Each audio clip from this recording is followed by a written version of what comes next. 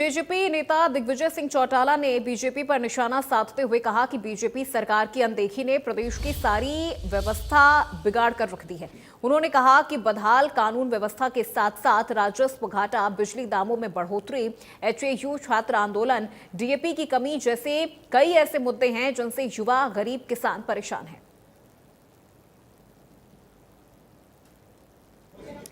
दिग्विजय चौटाला ने बीजेपी पर जमकर निशाना साधा। जेजेपी नेता दिग्विजय चौटाला ने कहा कि बीजेपी के कारण प्रदेश की व्यवस्था फेल हो चुकी है, आबकारी राजस्व घाटे में है।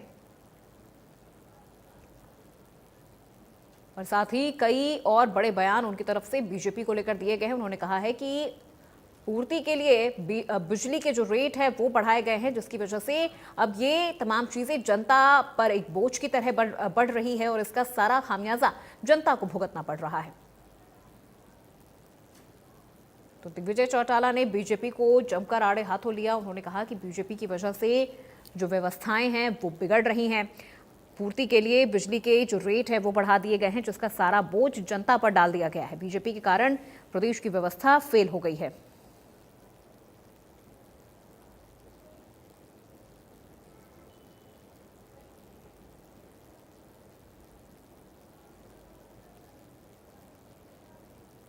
बिजली के रेट बढ़ाकर जनता पर बोझ डाला गया है, ये कहना है दिग्विजय चौटाला का। उन्होंने कहा बीजेपी के कारण प्रदेश की व्यवस्था फेल हो गई है।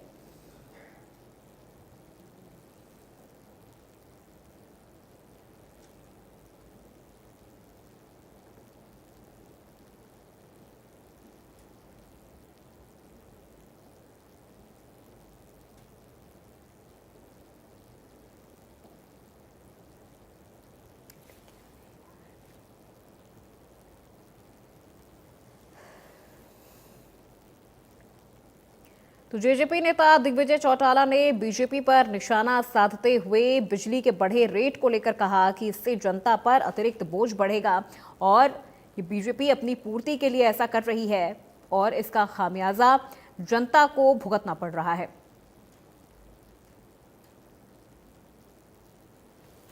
उन्होंने कहा कि बीजेपी की वजह से तमाम जो व्यवस्था है प्रदेश की वो बिगड़ गई है।